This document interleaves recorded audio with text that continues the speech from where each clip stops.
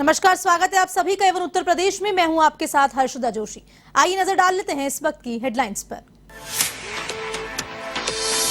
प्रधानमंत्री नरेंद्र मोदी के जन्मदिन पर कार्यक्रमों का आयोजन। लखनऊ में छायाचित्र प्रदर्शनी में छलका मोदी का जीवन दर्शन। सीएम योगी आदित्यनाथ ने किया कहानी भारत मां के सच्चे सपूत की प्रदर्शनी का अवलोकन।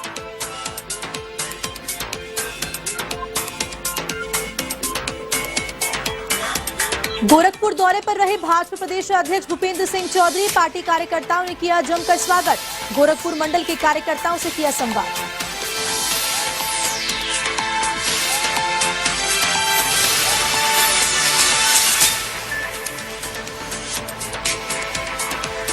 यूपी विधानसभा का मानसून सत्र 19 सितंबर से चालू। सदन के हंगामेदार रहने की संभावना। विपक्ष ने बनाई सरकार को घेरने की रणनीति, तो सत्ता पक्ष विपक्ष को देगा करारा जवाब।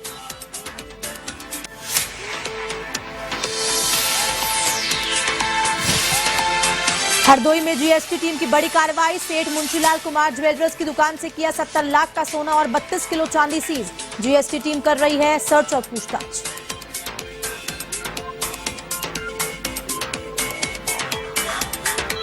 पति ने गर्भवती पत्नी को पीट कर उतारा मौत के घाट। पत्नी के साथ गर्भ में पल रहे 8 महीने के शिशु की भी मौत। ससुरालियों ने कराया पति और अन्य के खिलाफ दहेज हत्या का मुकदमा दर्ज।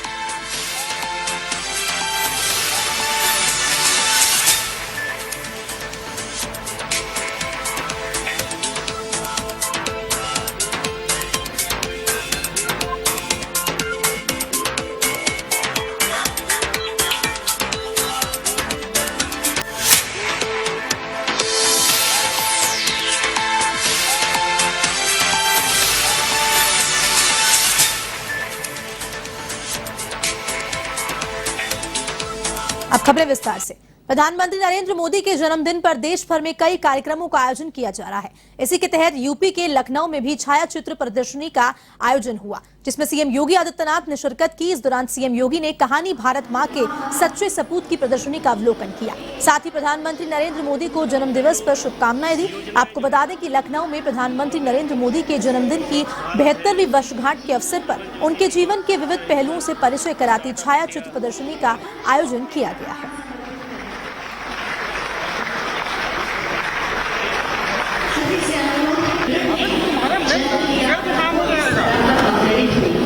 जीवन के संघर्ष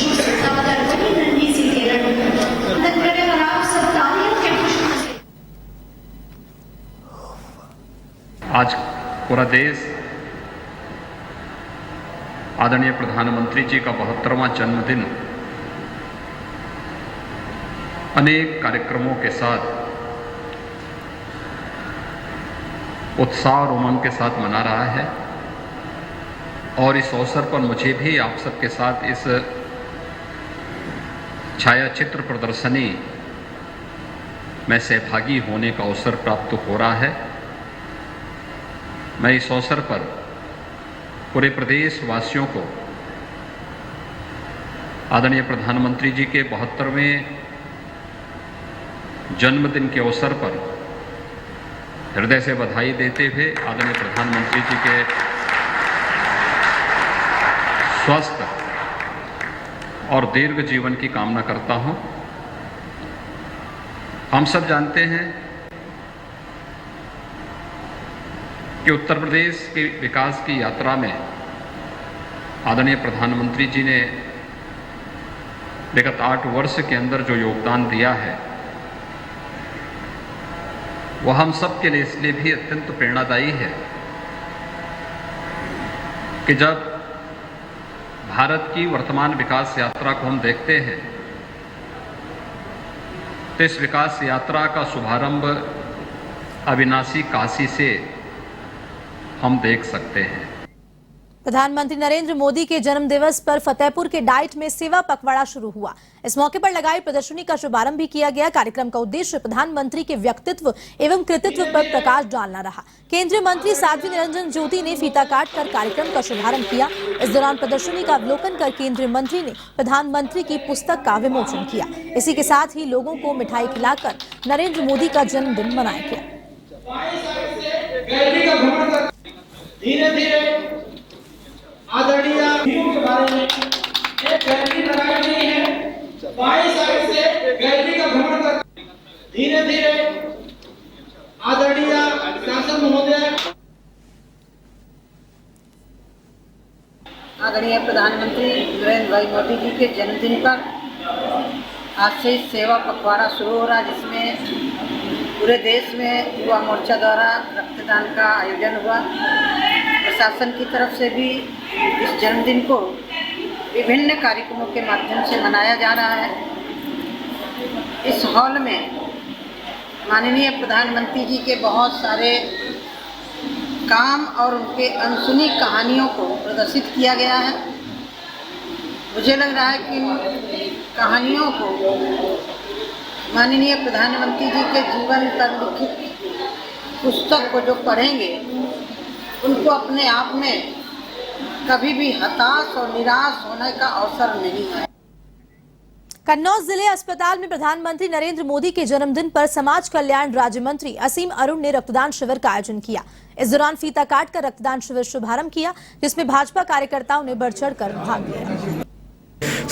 कार्यक्रम कर रहे हैं, छोटा छोटा योगदान कर रहे हैं, जिसमें रक्तदान शिविर का आयोजन किया गया है। यह शिविर आज हम सबका परम सौभाग्य है कि हमारे देश के यशस्वी एवं लोकप्रिय, अत्यंत लोकप्रिय प्रधानमंत्री माननीय मोदी जी का जन्मदिन है और इस अवसर पर हम लोग भी अपना छोटा छोटा योगदान कर रहे हैं। आज अभी ये रक्तदान का कैंप आयोजित किया गया है, जहाँ पे सब लोग रक्तदान कर रहे हैं। उसके अतिरिक्त शाम को एक प्रदर्शनी का आयोजन किया गया है नगर पालिका में, जो कि प्रधानमंत्री जी के जीवन और उनके संकल्प के बारे में है। अभी से लेकर के 2 अक्टूबर तक ये पखवाड़ा सेवा पखवाड़ा के रूप में मनाया जाएगा। प्रधानमंत्री नरेंद्र मोदी के जन्म दिवस पर वाराणसी में जगह जगह कार्यक्रमों का आयोजन किया जा रहा है। इसी के तहत वाराणसी में 72 वैदिक बटुकों ने गंगा में दुग्धाभिषेक किया और इस दौरान भाजपा महानगर कार्य समिति सदस्य पवन शुक्ला के नेतृत्व में अहिल्याबाई घाट पर विप्र समाज और बीजेपी कार्यकर्ताओं ने 51 लीटर दूध और केसर जल में नरेंद्र मोदी के दीर्घायु की कामना करते हुए अभिषेक किया। वहीं वैदिक पंडित उदित नारायण मिश्र के आचार्य तत्व पे पुष्पोच्चार पूजन किया गया।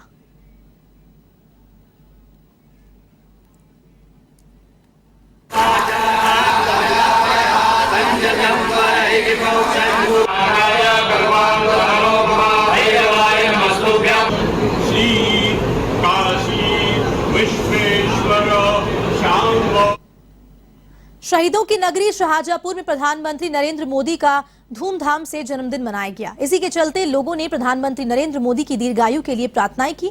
वहीं खिरनी बाग की रामचरण धर्मशाला में दिव्यांग कल्याण संस्थान के पदाधिकारियों ने प्रधानमंत्री नरेंद्र मोदी के जन्मदिन पर हवन पूजन किया।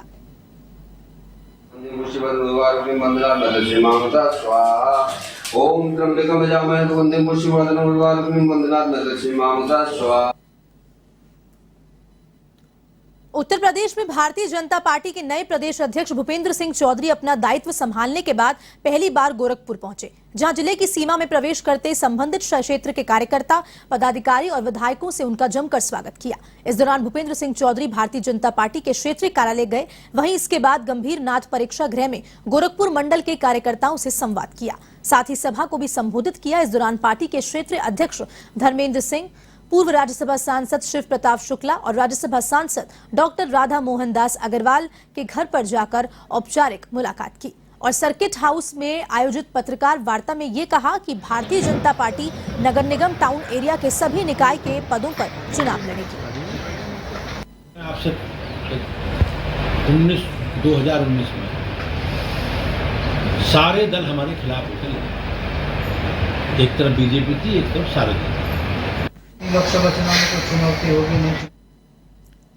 19 सितंबर से यूपी विधानसभा का मानसून सत्र शुरू होने जा रहा है। आपको बता दें कि यूपी विधानसभा का मानसून सत्र 5 दिन तक चलेगा। 19 सितंबर से 23 सितंबर तक इस सत्र का आयोजन किया जाएगा। इस मानसून सत्र के हंगामेदार होने की भी आशंका है। विपक्ष और सरकार दोनों एक दूसरे को घेरने की तैयारी में है। विधानसभा के इस सत्र में 3 महत्वपूर्ण विधेयक भी पेश किए जाएंगे। विधानसभा सचिवालय ने मानसून सत्र का पूरा कार्यक्रम जारी किया है। सरकार के सूत्रों का कहना है कि कैबिनेट ने माल और सेवा कर विधेयक 2022 के मसौदे को भी मंजूरी दे दी है, जिसे यूपी विधानसभा के इसी सत्र में पेश किया जाएगा। यूपी में सूखे की स्थिति को लेकर भी कार्यवाही के दौरान हंगामा होने की पूरी उम्मीद बताई जा रही है।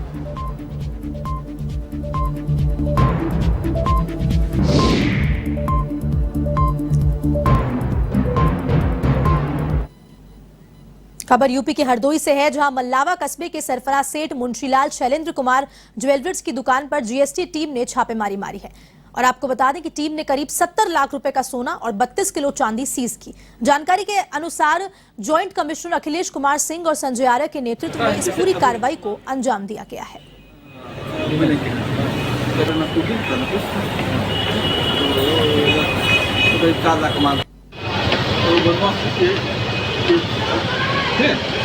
मुंशीलाल की जो दुकान है, यही दुकान चौराहे पर यहाँ और क्या है ऐसा नहीं है, ना बिल है, कच्चा बिल पर।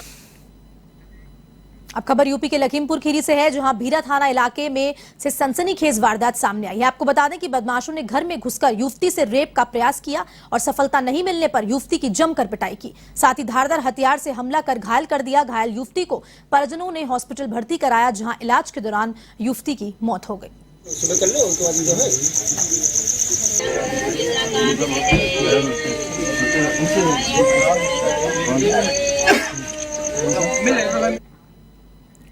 खबर यूपी के बस्ती से है, जहां नगर पंचायत गायघाट में संदिग्ध परिस्थितियों में गायब हुई युवती की लाश मिलने से क्षेत्र में सनसनी फैल गई। बता दें कि 18 वर्षीय पूजा चौहान शुक्रवार से गायब थी। इस पर परिजनों ने कलवारी थाने में तहरीर दी, जिस पर एक्शन लेते हुए पुलिस ने युवती की तलाश शुरू की और गांव के ही खंडर में युवती की लाश मिली। मृतका के गले में खरोंच के निशान मिले हैं। पुलिस और परिजनों ने हत्या की आशंका जताई है।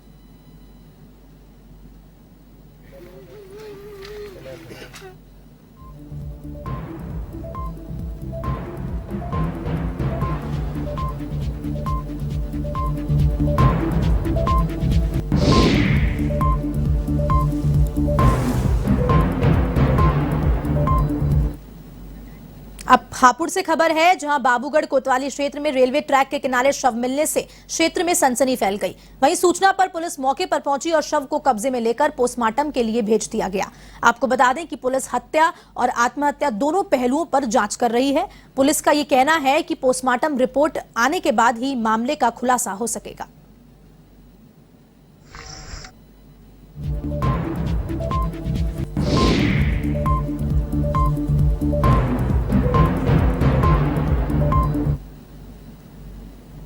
कासगंज के सदर कोतवाली क्षेत्र में युवक पर हुई फायरिंग की दहशत फैल गई। इस फायरिंग में युवक घायल हो गया। वहीं घटना की सूचना पाकर पहुंची पुलिस ने घायल युवक को कासगंज सीएचसी में भर्ती कराया। घायल युवक का नाम विशाल सिंह बताया जा रहा है, जो मोहल्ला मंडी थाना क्षेत्र का रहने वाला है। बताया यह भी जा रहा है कि विशाल 1.5 महीने से पहले गांव की एक लड़की को लेकर फरार हो गया था। वह जयपुर से वापस लौट रहा था, तभी नरदई बाईपास पर उस पर फायरिंग हो गई। फिलहाल पुलिस मामले की जांच में जुटी हुई है।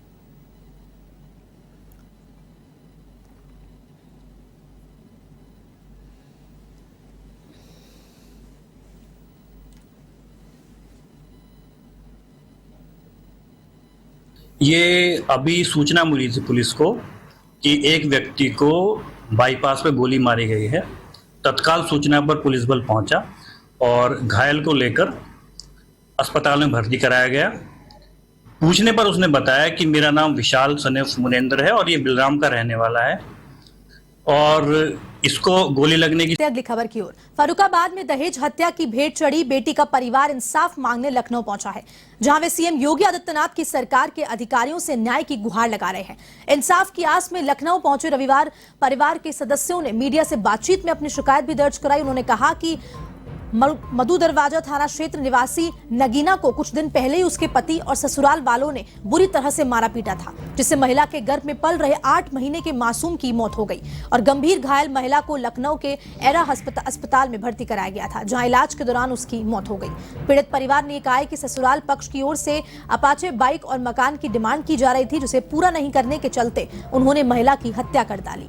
पीड़ितों ने थाने में आरोपियों के खिलाफ मामला दर्ज कराया है, लेकिन मिली भगत के चलते पुलिस ने कोई भी कार्रवाई नहीं की और ना ही आरोपियों को गिरफ्तार किया।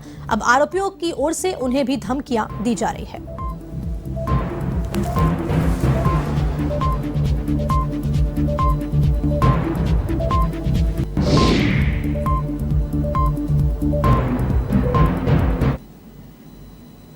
कानपुर के केडी अपार्टमेंट के निवासियों ने सीएम योगी आदित्यनाथ से खुद के घरों को ध्वस्त कराए जाने की मांग की है।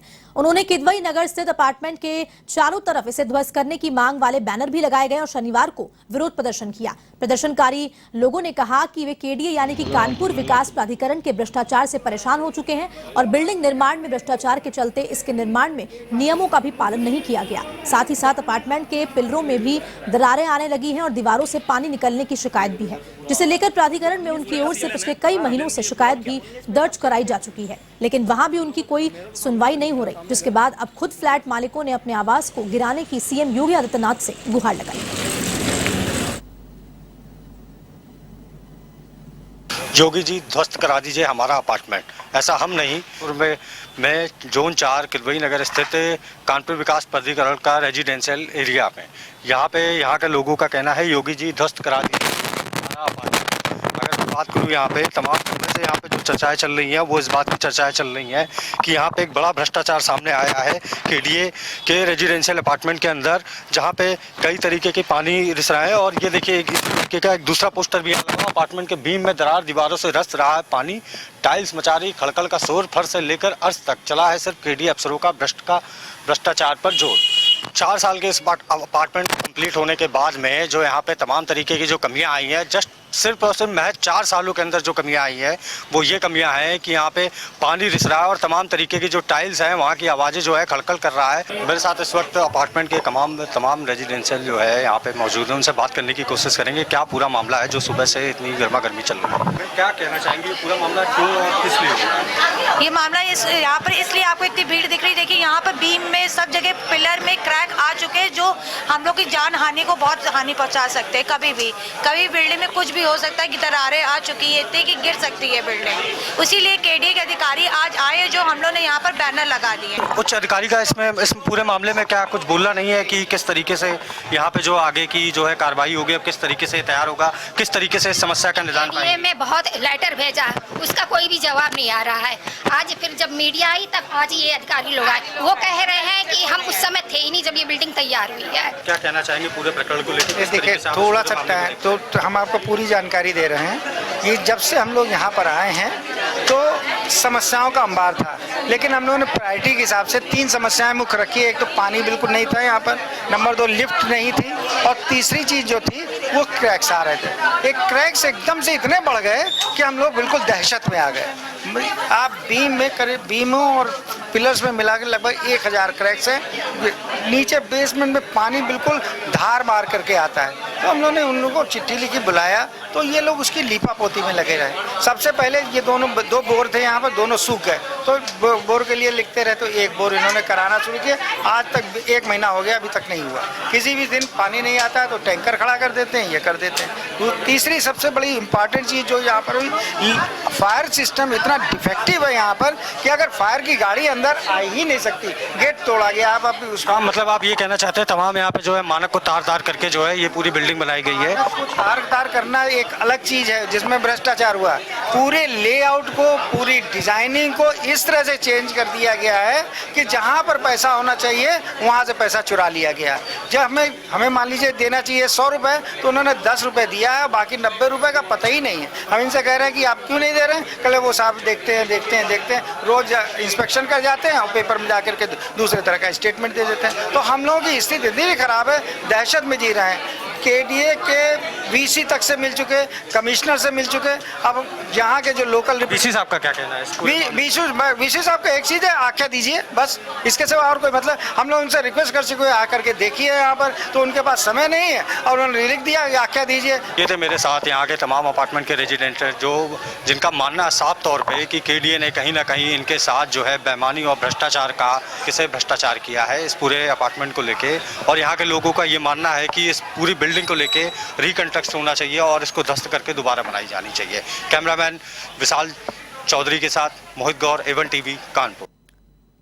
यूपी के अलीगंज में कमिश्नर के स्टे ऑर्डर के बावजूद भी दबंगों की ओर से दलित की जमीन पर कब्जा करने का मामला सामने आया है, जिसके बाद अब पीड़ित ने स्थानीय जिला प्रशासन पर कोई कार्रवाई नहीं करने का भी आरोप लगाया। बता दें कि पीड़ित का कहना है कि कमिश्नर के स्टे आदेश के बाद भी भूमाफियाओं ने अलीगंज सरूट मार्ग स्थित उसकी जमीन हथिया ली और अब शिकायत के बाद भी राजस्व अधिकारी और पुलिस उसकी एक बात नहीं सुन रहे हैं। पीड़ित ने तहसील दिवस के दौरान जिलाधिकारी को इसकी शिकायत की, जिसके बाद जिलाधिकारी ने अधिकारियों को आदेश लेकर यथास्थिति के निर्देश दिए। अब देखना यह होगा कि सीएम योगी आदित्यनाथ के भूमाफियाओं पर कड़े एक्शन के निर्देश के बावजूद क्या पीड़ित को इंसाफ मिल पाता है या फिर नहीं, या फिर जिले में दबंगई ही हावी रहेगी।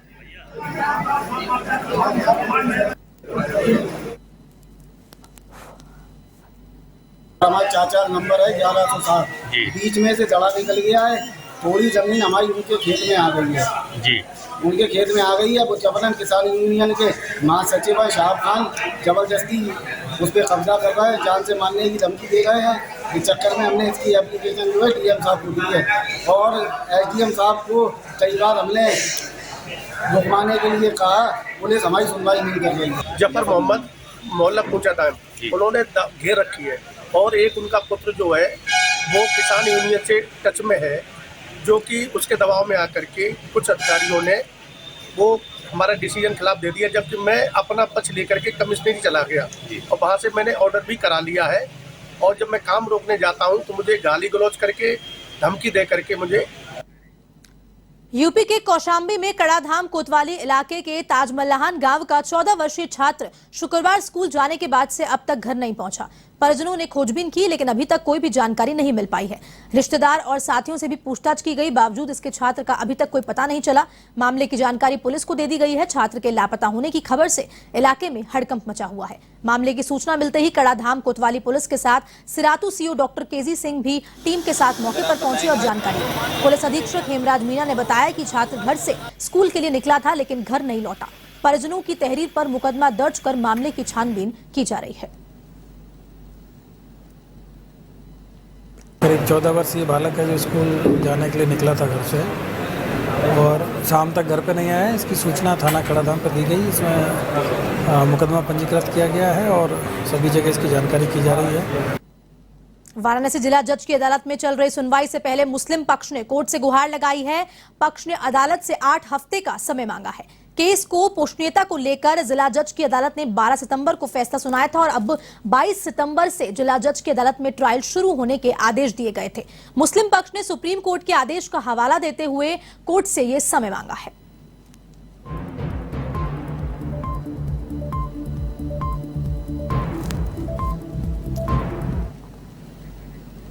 इधर लखनऊ में कैंपबेल रोड पर पीएम नरेंद्र मोदी के जन्मदिन पर कार्यक्रम का आयोजन किया गया, जिसमें केंद्रीय मंत्री कौशल किशोर ने भी शिरकत की और युवाओं से नशा छोड़ने की अपील की गई। इस दौरान उन्होंने केक भी काटा और युवाओं के साथ लोगों को नशा नहीं करने की प्रतिज्ञा दिलाई।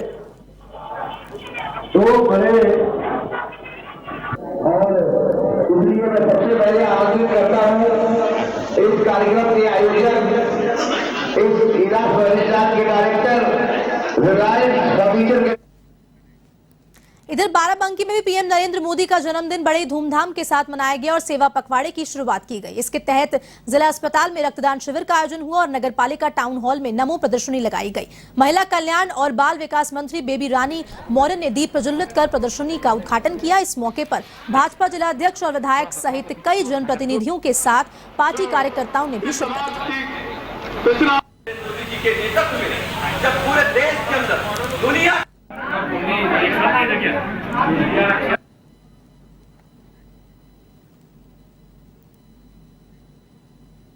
यूपी के डिप्टी सीएम ब्रजेश पाठक ने पीएम नरेंद्र मोदी के जन्म दिवस पर उन्हें बधाई दी और शुभकामनाएं भेजी है। डिप्टी सीएम ने पीएम नरेंद्र मोदी के जन्मदिन पर हुए रक्तदान शिविर में रक्तदान भी किया। उन्होंने लिखा कि राष्ट्र हित और जनहित को हमेशा सर्वोपरि रखने वाले मां भारती के सच्चे सपूत, आधुनिक भारत के प्रवर्तक और देश के यशस्वी प्रधानमंत्री नरेंद्र मोदी, आपको जन्मदिन की बहुत बहुत हार्दिक शुभकामनाएं।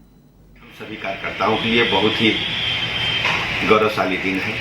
आज हम सब के नेता यशस्वी, लोकप्रिय, ओजस्वी माननीय प्रधानमंत्री नरेंद्र मोदी जी का 72वां जन्म दिवस हम सब धूमधाम के साथ मना रहे हैं। भारतवर्ष में आम आदमी ने, गरीब आदमी ने, वंचित आदमी ने आदरणीय प्रधानमंत्री नरेंद्र मोदी जी के नेतृत्व में ये महसूस किया उसकी अपनी सरकार है, उसके जीवन स्तर में बदलाव आया है। फिलहाल के लिए उत्तर प्रदेश में इतना ही। आप देश दुनिया की तमाम खबरों के लिए देखते रहिए वन टीवी। नमस्कार।